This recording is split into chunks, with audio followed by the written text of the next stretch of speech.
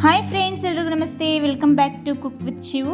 ಇವತ್ತಿನ special recipe tasty ಆದಂಥ spicy ಆದಂಥ ಚಿಕನ್ ಬಸ್ಸಾರನ್ನು ಯಾವ ರೀತಿ ಮನೆಯಲ್ಲಿ ಮಾಡ್ಕೋಬೋದು ಎಂಬುದನ್ನು ಹೇಳ್ಕೊಡ್ತಾ ಇದ್ದೀನಿ. ಅದಕ್ಕೆ ಮೊದಲು ನೀವೇನಾದರೂ ನಮ್ಮ ಚಾನಲ್ಗೆ ಹೊಸಬರಾಗಿದ್ದರೆ ಪ್ಲೀಸ್ ಸಬ್ಸ್ಕ್ರೈಬ್ ಮಾಡಿ. ಬನ್ನಿ ಫ್ರೆಂಡ್ಸ್, ಯಾವ ರೀತಿ ಮಾಡೋದು ಅಂತ ನೋಡೋಣ. ನಾನಿಲ್ಲಿ ಒಂದು ಅಗಲವಾದ ಬೌಲಿಗೆ 3/4 kg ಆಗುವಷ್ಟು ಚಿಕನನ್ನು ನೀಟಾಗಿ ಕ್ಲೀನ್ ಮಾಡಿರೋದನ್ನ ಹಾಕ್ಕೊಂಡಿದ್ದೀನಿ. 1/4 ಟೀ ಸ್ಪೂನ್ ಆಗುವಷ್ಟು ಅರಿಶಿನ ಪುಡಿಯನ್ನು ಹಾಕ್ಕೊತಾ ಇದ್ದೀನಿ. ಹಾಗೆ ರುಚಿಗೆ ತಕ್ಕಷ್ಟು ಉಪ್ಪನ್ನು ಸೇರಿಸ್ಕೊತಾ ಇದ್ದೀನಿ. ಹಾಗೆ ಜಿಂಜರ್ ಗಾರ್ಲಿಕ್ ಪೇಸ್ಟನ್ನು ಹಾಕ್ಕೊತಾ ಇದ್ದೀನಿ. ನಾನಿಲ್ಲಿ ತುರಿದಿರೋದನ್ನ ಸೇರಿಸ್ಕೊಂಡಿದ್ದೀನಿ, ನೀವು ಪೇಸ್ಟ್ ಬೇಕಾದ್ರೆ ಸೇರಿಸ್ಕೊಳ್ಳಿ. ಹಾಗೆ ಒಂದು ಅರ್ಧ ಕಪ್ ಆಗೋಷ್ಟು ಮೊಸರನ್ನು ಸೇರಿಸ್ಕೊತಾ ಇದ್ದೀನಿ. ಇಷ್ಟನ್ನು ಸೇರಿಸ್ಕೊಂಡಾದ್ಮೇಲೆ ನೀಟಾಗಿ ಮಿಕ್ಸ್ ಮಾಡ್ಕೊಬೇಕು.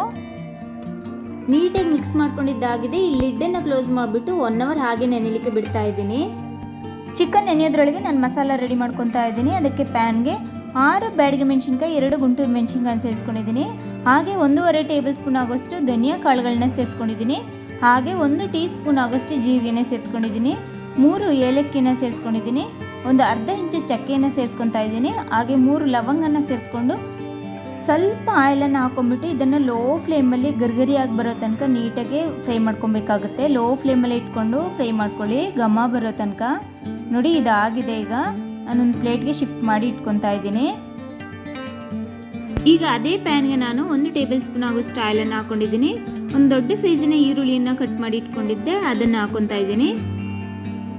ಹಾಗೆ ಒಂದು ದೊಡ್ಡ ಸೈಜಿನ ಟೊಮೆಟೊವನ್ನು ಕಟ್ ಮಾಡಿ ಇಟ್ಕೊಂಡಿದ್ದೆ, ಅದನ್ನು ಕೂಡ ಇಲ್ಲಿ ಹಾಕ್ಕೊತಾ ಇದ್ದೀನಿ. ಹಾಗೆ ಸ್ವಲ್ಪ ಉಪ್ಪನ್ನು ಸೇರಿಸ್ಕೊಂಡ್ಬಿಟ್ಟು ಚೆನ್ನಾಗಿ ಫ್ರೈ ಮಾಡ್ಕೊಬೇಕು. ಟೊಮೆಟೊ ಈರುಳ್ಳಿ ಎಲ್ಲ ಚೆನ್ನಾಗಿ ಬೆಂದು ಬರಬೇಕು, ಅಲ್ಲಿ ತನಕ ಫ್ರೈ ಮಾಡ್ಕೊಳ್ಳಿ. ನೋಡಿ, ಟೊಮೆಟೊ ಈರುಳ್ಳಿ ಎಲ್ಲ ಬೆಂದು ಬಂದಿದೆ. ಈಗ ನಾನು ಸ್ವಲ್ಪ ಕೊತ್ತಂಬರಿ ಸೊಪ್ಪು ಹಾಗೆ ಪುದೀನ ಸೊಪ್ಪನ್ನು ಹಾಕ್ಕೊಂಡು ಬಾಡಿಸ್ಕೊತಾ ಇದ್ದೀನಿ. ನೋಡಿ, ಎಲ್ಲ ಚೆನ್ನಾಗಿ ಫ್ರೈ ಆಗಿ ಬಂದಿದೆ. ಈಗ ನಾನು ಸ್ಟವ್ ಆಫ್ ಮಾಡ್ಕೊತಾ ಇದ್ದೀನಿ. ನಾನು ಮತ್ತೆ ಸ್ಟವನ್ನು ಆನ್ ಮಾಡ್ಕೊಂಡಿದ್ದೀನಿ. ಒಂದು ದಪ್ಪ ತಳದ ಪಾತ್ರೆಯನ್ನು ಇಟ್ಕೊಂಡಿದ್ದೀನಿ. ಇದಕ್ಕೆ 2 ಟೇಬಲ್ ಸ್ಪೂನ್ ಆಗೋಷ್ಟು ಆಯಿಲನ್ನು ಸೇರಿಸ್ಕೊತಾ ಇದ್ದೀನಿ.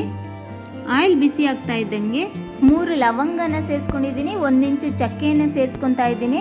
ಹಾಗೆ 1 ಪಲಾವ್ ಎಲೆಯನ್ನು ಸೇರಿಸ್ಕೊಂಡಿದ್ದೀನಿ. 3 ಏಲಕ್ಕಿಯನ್ನು ಸೇರಿಸ್ಕೊಂಡಿದ್ದೀನಿ. ಹಾಗೆ 1 ಟೀ ಸ್ಪೂನ್ ಆಗುವಷ್ಟು ಸೋಂಪು ಕಾಳುಗಳನ್ನ ಸೇರಿಸ್ಕೊಂಡಿದ್ದೀನಿ. ಸ್ವಲ್ಪ ಕರಿಬೇವನ್ನು ಸೇರಿಸ್ಕೊಂಡು ಬಾಡಿಸ್ಕೊತಾ ಇದ್ದೀನಿ.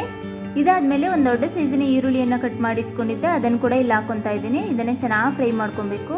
ಈರುಳ್ಳಿ ಎಲ್ಲ ಚೆನ್ನಾಗಿ ಬೆಂದು ಬರಬೇಕು, ಅಲ್ಲಿ ತನಕ ಫ್ರೈ ಮಾಡ್ಕೊಳ್ಳಿ. ಈಗ 1 ಟೀ ಸ್ಪೂನ್ ಆಗುವಷ್ಟು ಶುಂಠಿ ಬೆಳ್ಳುಳ್ಳಿ ಪೇಸ್ಟನ್ನು ಹಾಕ್ಕೊತಾ ಇದ್ದೀನಿ. ಇದನ್ನು ಕೂಡ ನೀಟಾಗಿ ಫ್ರೈ ಮಾಡ್ಕೊಳ್ಳಿ.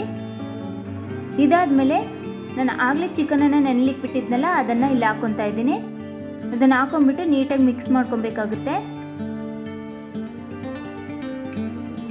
ನೋಡಿ, ನಾನು ನೀಟಾಗಿ ಮಿಕ್ಸ್ ಮಾಡ್ಕೊಂಡಿದ್ದಾಗಿದೆ. ಈಗ ಲಿಡ್ಡನ್ನು ಕ್ಲೋಸ್ ಮಾಡಿಬಿಟ್ಟು ಬೇಯಲಿಕ್ಕೆ ಬಿಡ್ತಾ ಇದ್ದೀನಿ.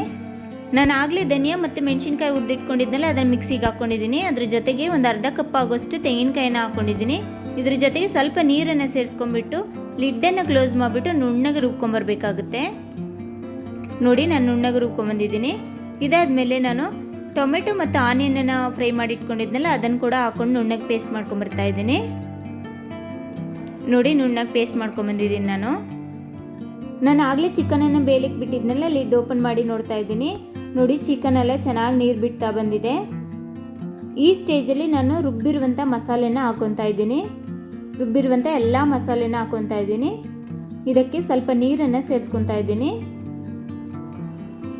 ಇದಾದಮೇಲೆ ರುಚಿಗೆ ತಕ್ಕಷ್ಟು ಉಪ್ಪನ್ನು ಸೇರಿಸ್ಕೊತಾ ಇದ್ದೀನಿ. ಇಷ್ಟಾದಮೇಲೆ ನೀಟಾಗಿ ಮಿಕ್ಸ್ ಮಾಡಿ ಬಿಡಬೇಕು. ನಾನು ಇನ್ನು ಸ್ವಲ್ಪ ನೀರನ್ನು ಸೇರಿಸ್ಕೊಂಡು ಮಿಕ್ಸ್ ಮಾಡ್ಕೊತಾ ಇದ್ದೀನಿ. ನೀವು ನೀರನ್ನು ನೋಡಿಕೊಂಡು ಸೇರಿಸ್ಕೊಳ್ಳಿ, ಎಷ್ಟು ಬೇಕೋ ಅಷ್ಟು. ಈಗ ನಾನು ಚೆನ್ನಾಗಿ ಮಿಕ್ಸ್ ಮಾಡಿಬಿಟ್ಟು ಒಂದು 20 ನಿಮಿಷಗಳ ಕಾಲ ಚೆನ್ನಾಗಿ ಬೇಯಿಸ್ಕೊತಾ ಇದ್ದೀನಿ ಚಿಕನನ್ನು. ನೋಡಿ, ಚಿಕನ್ ಎಲ್ಲ ಚೆನ್ನಾಗಿ ಬೆಂದು ಬರ್ತಾ ಇದೆ. ನೋಡಿ, ಚಿಕನ್ ಎಲ್ಲ ಚೆನ್ನಾಗಿ ಬೆಂದು ಬಂದಿದೆ. ಈಗ ನಾನು ಚಿಕನ್ನೆಲ್ಲ ಒಂದು ಪ್ಲೇಟ್ಗೆ ಶಿಫ್ಟ್ ಮಾಡಿ ಇಟ್ಕೊತಾ ಇದ್ದೀನಿ. ನಾನು ಪ್ಲೇಟ್ಗೆ ಶಿಫ್ಟ್ ಮಾಡ್ಕೊಂಡಿದ್ದಾಗಿದೆ.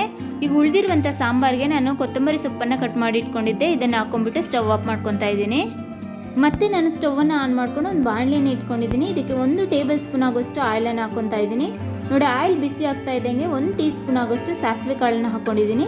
ಹಾಗೆ 1 ಟೀ ಸ್ಪೂನ್ ಆಗೋಷ್ಟು ಕಡಲೆಬೇಳೆನ ಹಾಕ್ಕೊಂಡು ಹುರ್ಕೊತಾ ಇದ್ದೀನಿ. ಇದಾದಮೇಲೆ ಸ್ವಲ್ಪ ಕರಿಬೇವನ್ನು ಸೇರಿಸ್ಕೊತಾ ಇದ್ದೀನಿ. ಒಂದು ದೊಡ್ಡ ಸೈಜಿನ ಈರುಳ್ಳಿಯನ್ನು ಹೆಚ್ಚಿಟ್ಕೊಂಡಿದ್ದೆ, ಅದನ್ನು ಇಲ್ಲಿ ಹಾಕ್ಕೊಂಡು ಫ್ರೈ ಮಾಡ್ಕೊತಾ ಇದ್ದೀನಿ. ಇದಕ್ಕೆ ಈರುಳ್ಳಿ ಜಾಸ್ತಿ ಹಾಕ್ಕೊಂಡ್ರೆ ಚೆನ್ನಾಗಿರುತ್ತೆ. ಈರುಳ್ಳಿ ಎಲ್ಲ ಚೆನ್ನಾಗಿ ಬೆಂದು ಬಂದಿದೆ. ನಾನು ಆಗಲೇ ಶಿಫ್ಟ್ ಮಾಡಿ ಇಟ್ಕೊಂಡಿದ್ನಲ್ಲ, ಚಿಕನ್ ಸಪ್ರೇಟಾಗಿ ಎತ್ತಿಟ್ಕೊಂಡಿದ್ನಲ್ಲ, ಆ ಚಿಕನನ್ನು ಇಲ್ಲಿ ಹಾಕ್ಕೊತಾ ಇದ್ದೀನಿ. ಇದಾದಮೇಲೆ ಇದನ್ನು ಚೆನ್ನಾಗಿ ಮಿಕ್ಸ್ ಮಾಡಿ ಬಿಡಬೇಕು. ನಾನು ಇದಕ್ಕೆ ಸ್ವಲ್ಪ ಉಪ್ಪನ್ನು ಸೇರಿಸ್ಕೊತಾ ಇದ್ದೀನಿ. ಹಾಗೆ 1 ಟೀ ಸ್ಪೂನ್ ಆಗೋಷ್ಟು ಖಾರದ ಪುಡಿಯನ್ನು ಸೇರಿಸ್ಕೊಂಡಿದ್ದೀನಿ. ನಿಮಗೆ ಖಾರ ಎಷ್ಟು ಬೇಕೋ ಅಷ್ಟು ನೋಡ್ಕೊಂಡು ಸೇರಿಸ್ಕೊಳ್ಳಿ. ಇದನ್ನು ನೀಟಾಗಿ ಮಿಕ್ಸ್ ಮಾಡ್ಕೊತಾ ಇದ್ದೀನಿ. ಇದನ್ನು ನೀಟಾಗಿ ಮಿಕ್ಸ್ ಮಾಡಿ ಆದಮೇಲೆ ಒಂದು 2 ನಿಮಿಷಗಳ ಕಾಲ ಲೋ ಫ್ಲೇಮಲ್ಲಿ ಬೇಯಿಸ್ಕೊಬೇಕಾಗುತ್ತೆ. ನಾವು ನೀಟಾಗಿ ಫ್ರೈ ಮಾಡ್ಕೊಬೇಕು. ಖಾರದ ಸ್ಮೆಲ್ಲೆಲ್ಲ ಹೋಗೋ ತನಕ ನೀಟಾಗಿ ಫ್ರೈ ಮಾಡ್ಕೊಳ್ಳಿ. ನೋಡಿ ಇದು ಆಗಿದೆ. ಈಗ ಇಷ್ಟಾದರೆ ಟೇಸ್ಟಿಯಾದಂಥ ಸ್ಪೈಸಿ ಆದಂಥ ಚಿಕನ್ ಬಸ್ಸಾರು ರೆಡಿ ಆಗುತ್ತೆ. ತುಂಬ ಅಂದರೆ ತುಂಬಾ ಟೇಸ್ಟಿಯಾಗಿರುತ್ತೆ ಇದು. ಮುದ್ದೆಗೆ, ರೈಸ್ಗೆ, ಚಪಾತಿಗೆ ನೀವು ಯಾವುದಕ್ಕೆ ಬೇಕಾದರೂ ಸರ್ವ್ ಮಾಡ್ಕೊಬೋದು. ಅಷ್ಟು ಟೇಸ್ಟಿಯಾಗಿರುತ್ತೆ. ನೀವು ಕೂಡ ಮನೇಲಿ ಟ್ರೈ ಮಾಡಿ ಹೇಗೆ ಬಂತು ಅಂತ ನನಗೆ ಕಮೆಂಟ್ಸ್ ಮಾಡಿ ಹೇಳಿ friends. Thank you for watching.